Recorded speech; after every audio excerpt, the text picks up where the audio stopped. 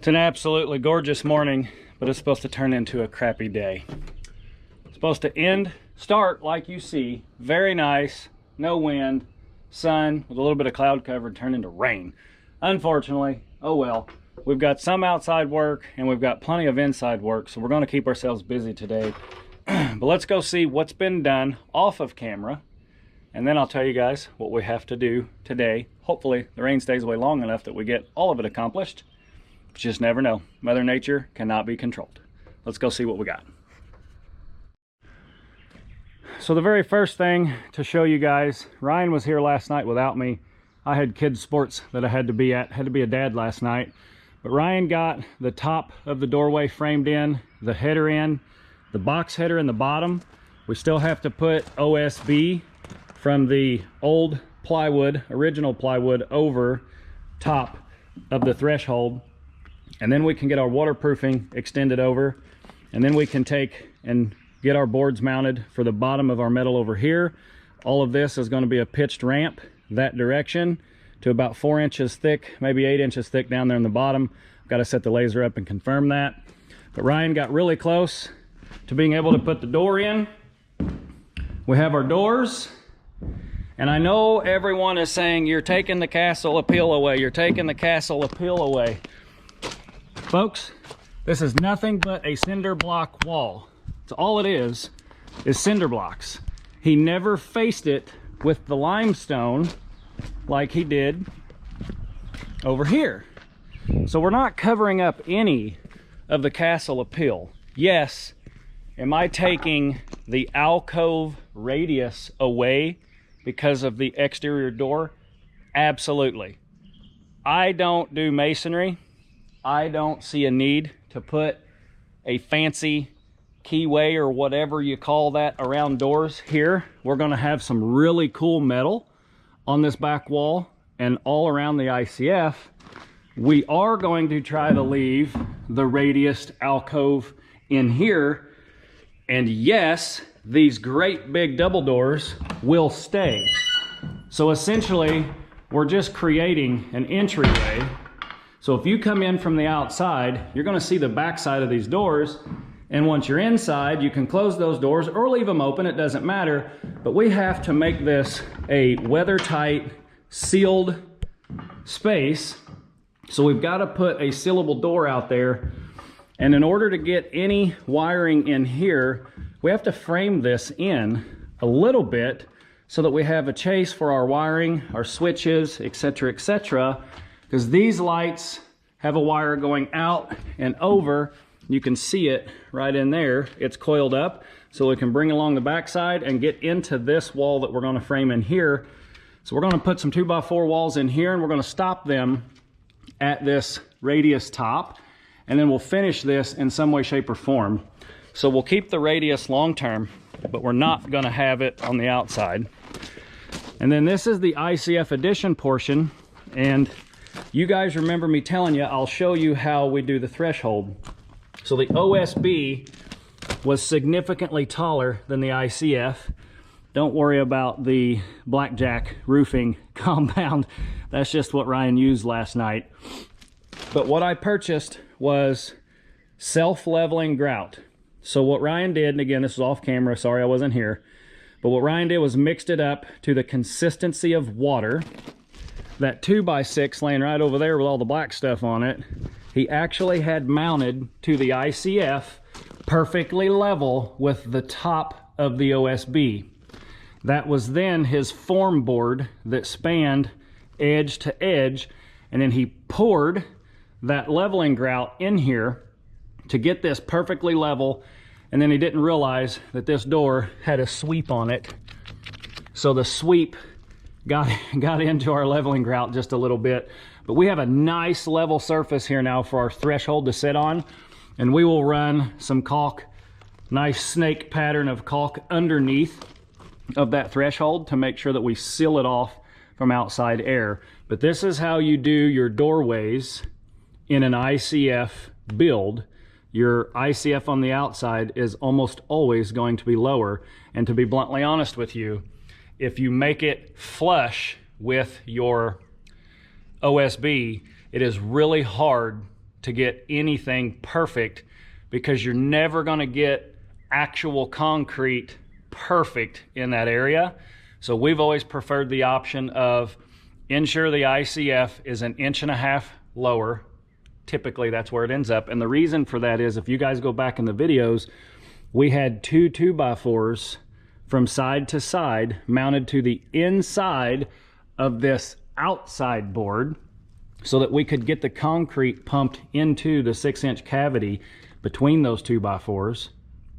That ensured we had the 1.5 inches lower, and we could come in with the leveling grout and get a really nice level surface. Again, the sweep messed it up a little bit, but that happens, such is life. So this threshold is now ready for a door to be mounted, but we do have to chase both sides as we're going to install a 32-inch door here. And the reason for that is this guy framed this opening 1/2 inch shy of what it needed to be to get a 36-inch door in here. Well, all right, let's see how the new core drill does. Fingers crossed.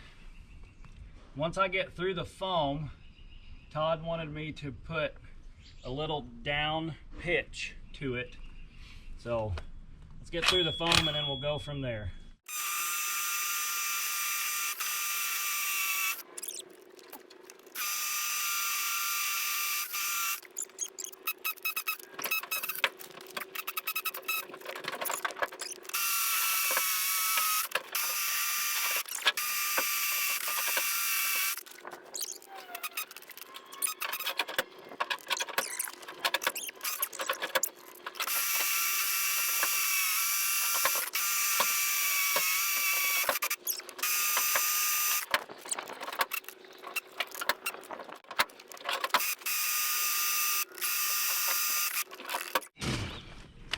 Again, proving why MST bar makes a whole lot of sense. That didn't stop me at all.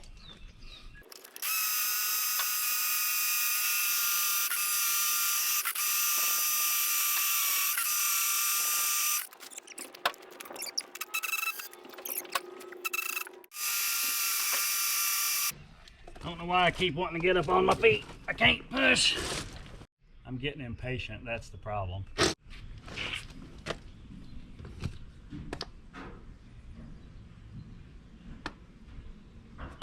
We're 8 inches deep. We don't have a whole lot further to go. That camera is not playing well today. Not playing well at all today.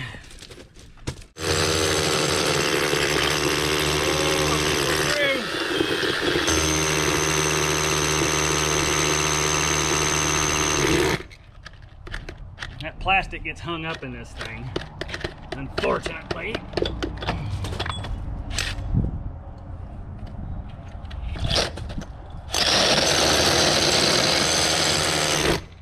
Come on, blow through.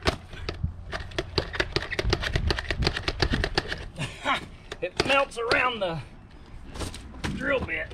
I really don't want to have to get in the crawl space, so I think I'm just going to fight it.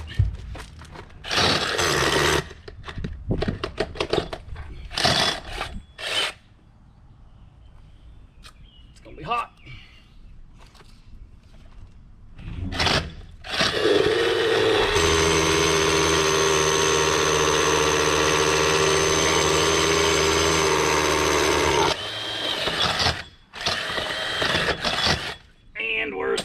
Todd's hole is ready.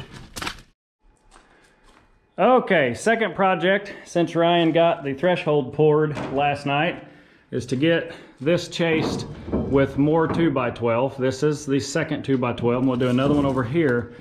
But I wanted to show you guys, I put these structural screws through the 2x12 prior to the pour so that I could vibrate the head of each of those, which we did, and the concrete would grab on the threads that stick roughly out to here to make sure that this never bows in and puts any pressure on my door. There are the exact same structural screws behind this board, but I know for a fact they're going to hold it out and create a gap, and I don't want that. A gap's going to let air in, a gap's going to be a loss of efficiency.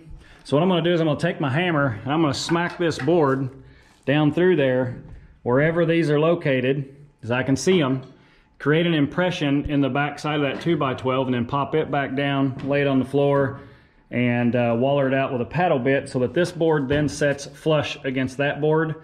And even prior to putting this on, I'm going to run silicone on the back side, so before I screw it down, that silicone will be on there, and when I squeeze it together, it will seal that gap up perfectly. So we're going to smack this with a hammer, and hopefully we get the proper impressions so that we can drill this thing and get it installed.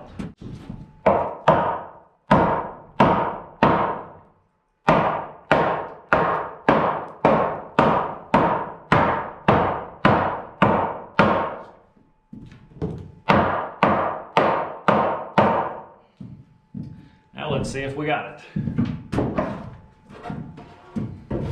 Impression 1, impression 2, impression 3. I better circle that one. That's a tough one to see. Circle them all. 1, 2, 3, 4. 1, 2, 3, 4. So we have our impressions. Now all we got to do is take us a paddle wheel, drill into that just a little bit. We're just trying to basically countersink this head into that board so that we don't have to worry about it holding our board out. So I'm just going to use Through the Roof elastomeric product. It's all weather and it will seal up nicely. Beggars can't be choosers. Oh, now somebody wants to talk to me. Oh yeah. That got rid of all the daylight I could see in between. Now, let's get her nice and straight. Oh, my impact's on my pocket. Looking for my impact. It's right where it's supposed to be.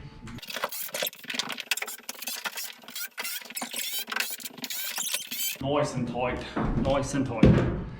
All right, let's grab our second board and do that process all over again. Ooh, that cut might be a little tall. Oh, actually I see the problem. I don't think that's a very good cut.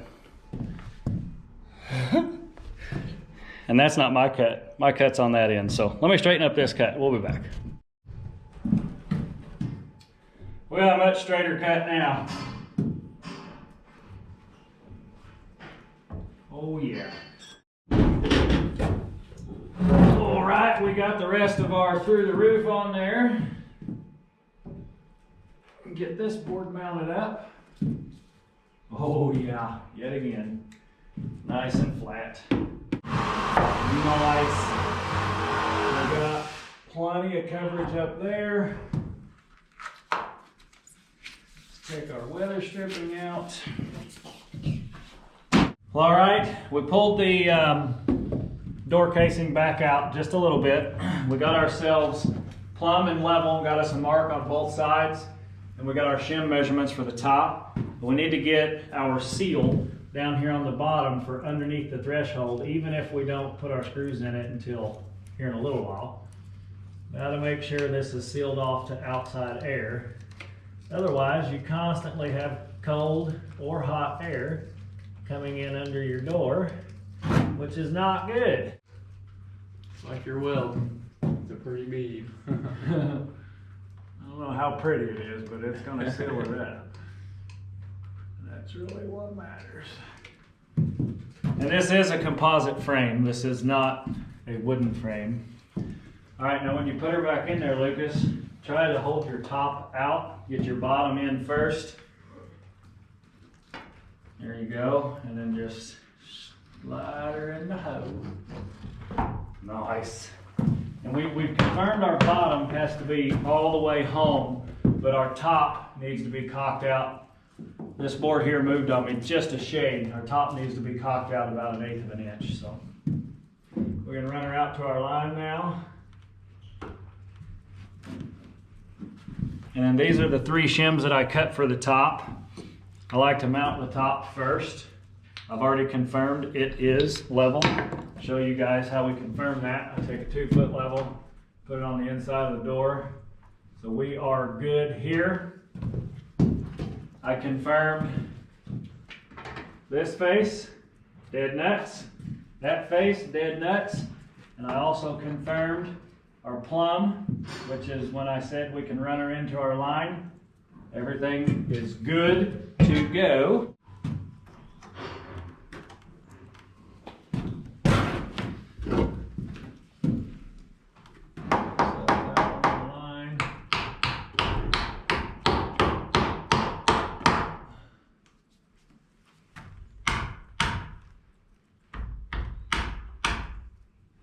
Boy, that looks good right there.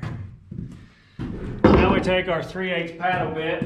We're going to drill a hole right against this face that our weather stripping will seal to. We'll get as close to that as we can without screwing it up. Somebody got that on hammer.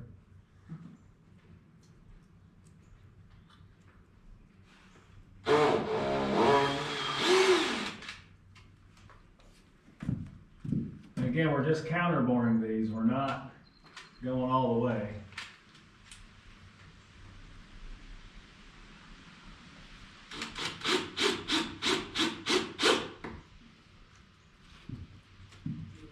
Just enough to hide the screws below the surface. The other benefit to using an auger bit is it center punches it for you. So now you know your screw is going to end up right in the center of your hole, guaranteed.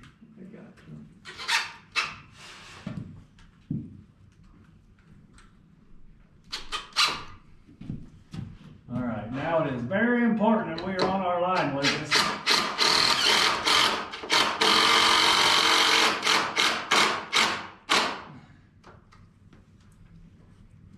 Alright, let's get our other outside screw in.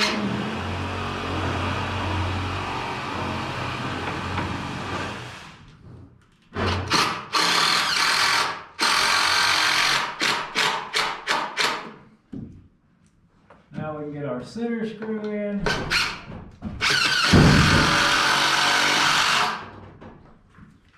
Reconfirm our level. Oh yeah, baby. Good to go there. Let's get this counterboard. Lucas, if you want to find us some thin shims, that would be awesome. Is there any left over from me? I would assume so, yes. That would be a good assumption, buddy.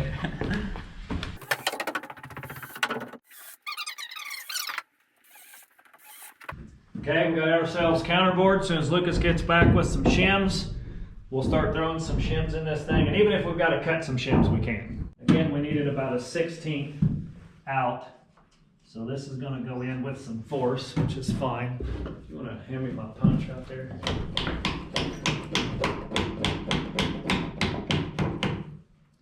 Thank you.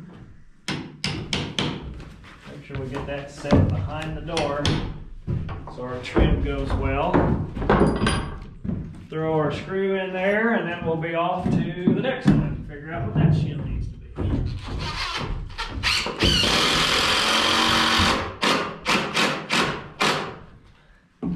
We don't want to pull that down too tight because the door needed to come this way, the 16th. All right, Lucas.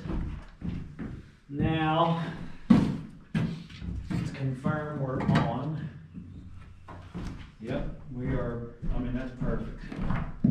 Doesn't get much better than that. 3/8. I thought I had one of those already. Maybe I don't. So here's how we're cutting our shims, just like we showed you guys before.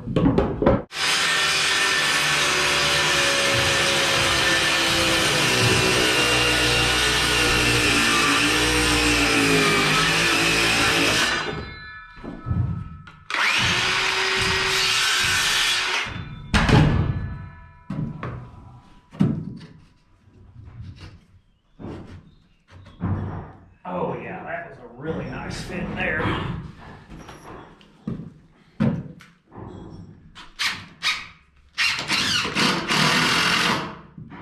Oh, I lost my shim. Better get him back because that's needed. I lost my shim, Lucas. Oh. My screw pulled the door frame out. which happens sometimes. I should have been paying more attention. That sucker's gonna end up all the way out there. All right, we gotta dig this shim out here. If we don't, it'll end up shimming the wrong spot. Now what I'm gonna do is I'm gonna run my screw in through the hole I had it in. Since the shim split, I'm gonna use half the shim and put it in just above my screw.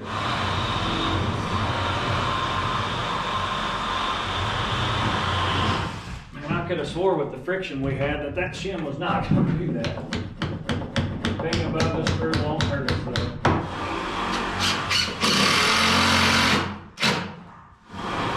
You're just snugging them up. You don't want to run that thing in there crazy tight, or you'll end up causing yourself issues with the next step, which is putting the actual door in. Looks like we're 3/8 again. At least that means we're staying consistent.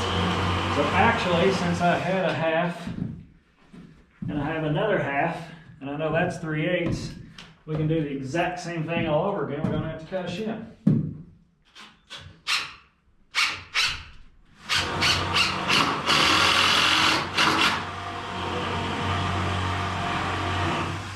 What? Unloading that metal. Yeah, if you think you're ready for that part of the process and the rain's going to stay away. That's the big question.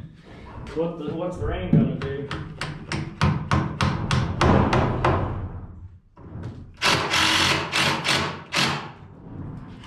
They said it's going to stop in 15 minutes. Stop in 15 minutes, huh? Well, that's a positive thing.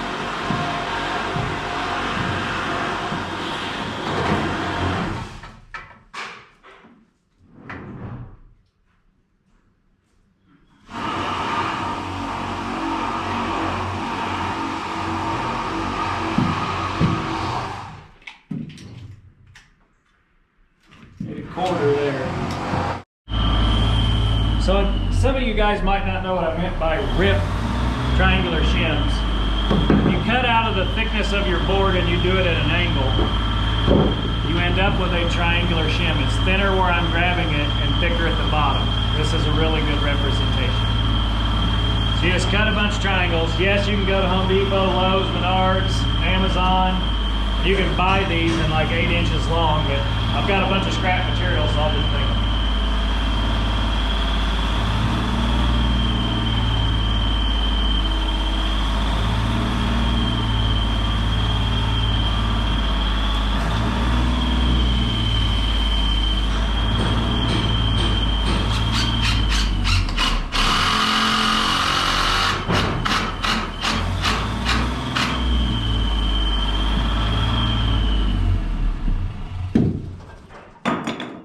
And if you get one that's too long, after you get it slid in where it belongs, you don't want to shove it in so daggone tight that it forces your door out. You want to get it in there snug and then get your screw in it.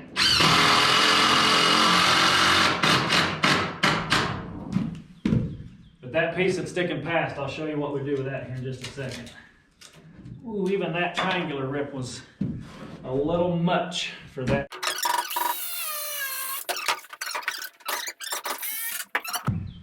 How we solve that problem of those sticking past the door, since it's just pine, you can score it.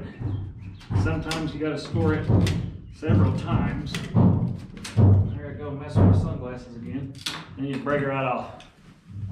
It's a really easy way to get flush with your door, and if you angle the tip of your blade back a little bit, it actually gets it behind the door.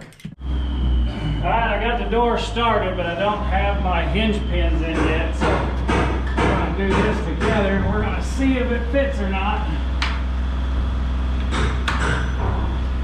Hopeful.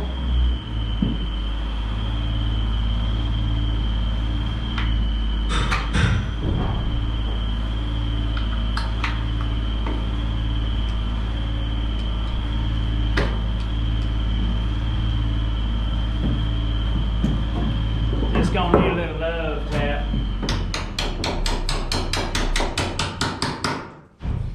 Oh boy, here we go. Oh, like I need to pull that screw, or is it this piece of plastic that I haven't taken out of there yet?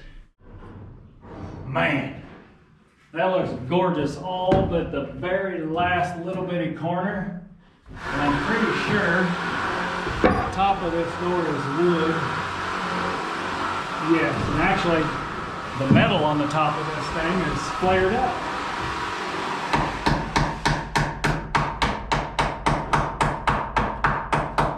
Like the factory had a little default there.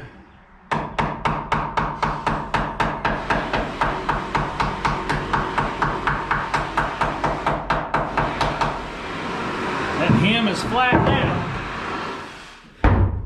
Oh yeah.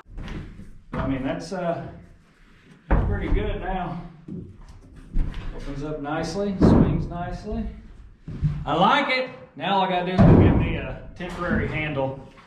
They didn't have the coated deadbolt color that I wanted, so I gotta order that. I'm just gonna get a regular old handle, striker plate and all that. So there you go.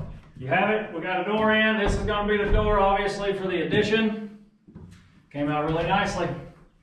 Alright guys, Matt went to go get lunch. I'm going to show you guys my metal cutting process here while he's gone. So the first piece up there, we are 7.5 inches off of the ICF from the start of this first rib. So what I'm going to do is I'm going to go ahead and cut my piece, this first starter piece, put it up there, so then all of our other pieces match up with the existing roof. So I'm going to get this thing cut.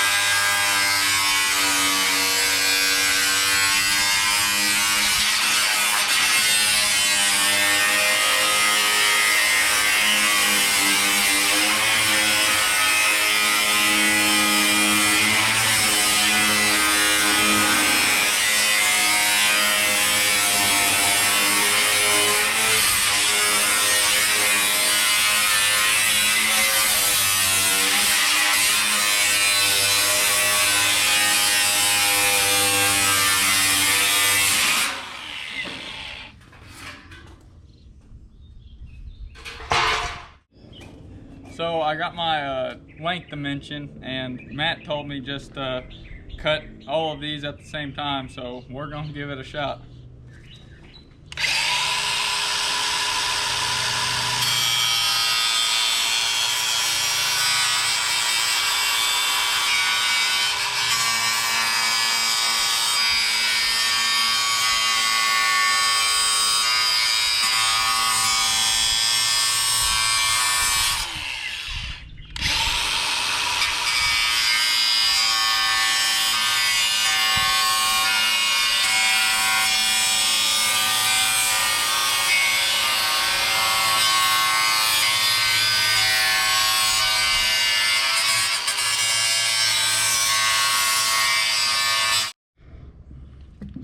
So we're up here, we got all our sheets cut, and what I'm doing now is I'm going through and I'm making sure that I have an inch overhang on every single one of these sheets down through here.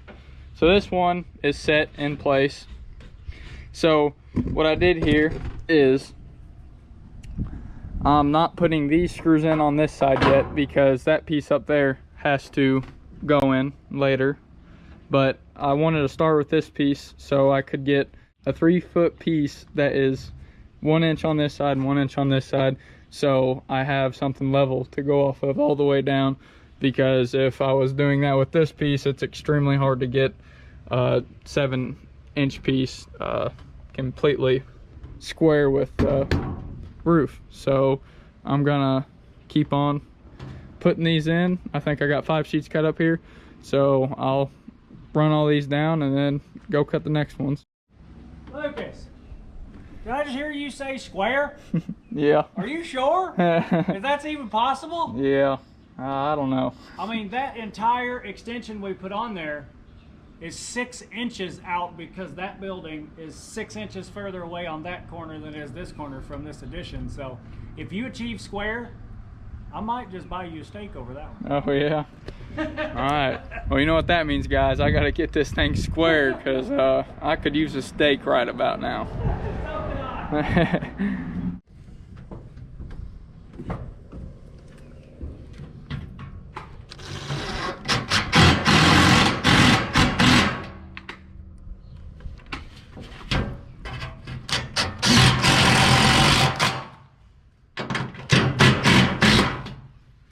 Are my people on? Yep. That ain't bad for a rookie who hasn't installed a door since 2008 when I built my house.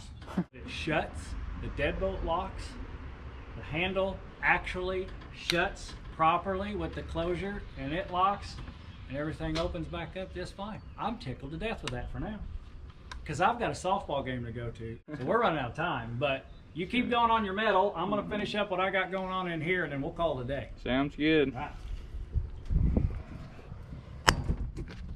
You heard the man. I gotta kick it in overdrive.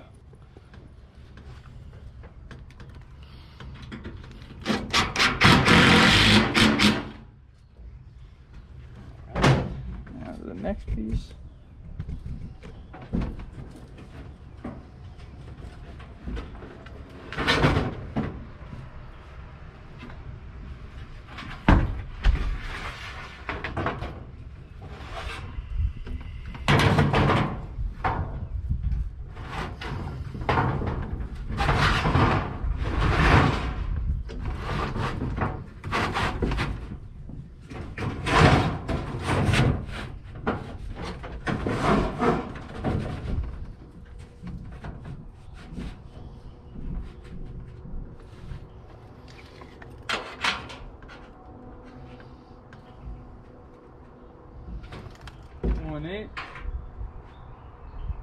One inch.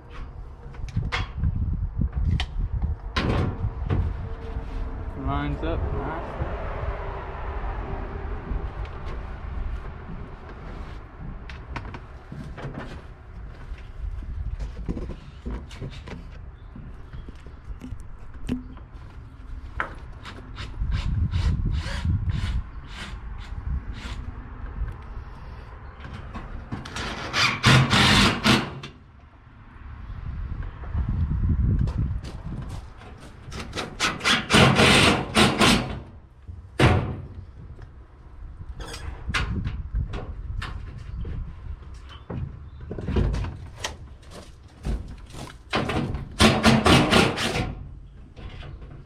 Let down on me a little bit.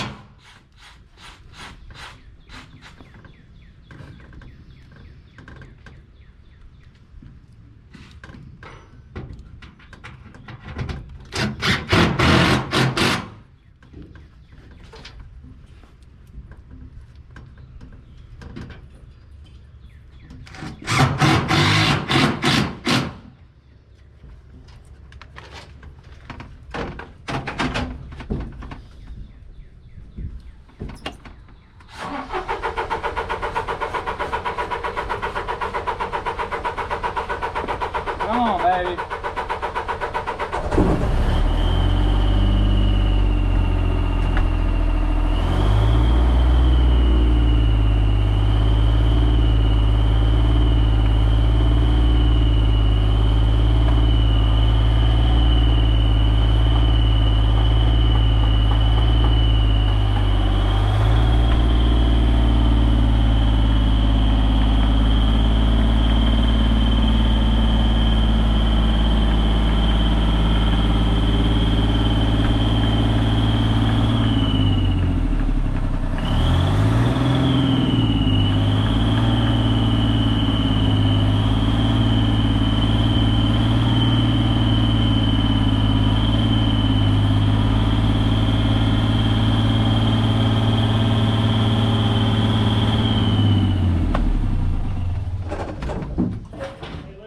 Yeah. We're going to have to call it, bud. Huh? We're going to have to call it. We're gonna have to call it? 420. Yeah, Sting. Okay. We're going to have to pick up and call it a day. Are my people listening? Yeah. Hopefully, you guys enjoyed the door install, Lucas's cutting, and what little bit of metal we got on, which is all progress. We did have some subscribers stop by, which held us up just a little bit. All positive things, but that's the end of today's video. Hopefully you guys enjoyed, and as always, like, comment, subscribe, turn those notifications on, and share away. We're making great progress on the castle.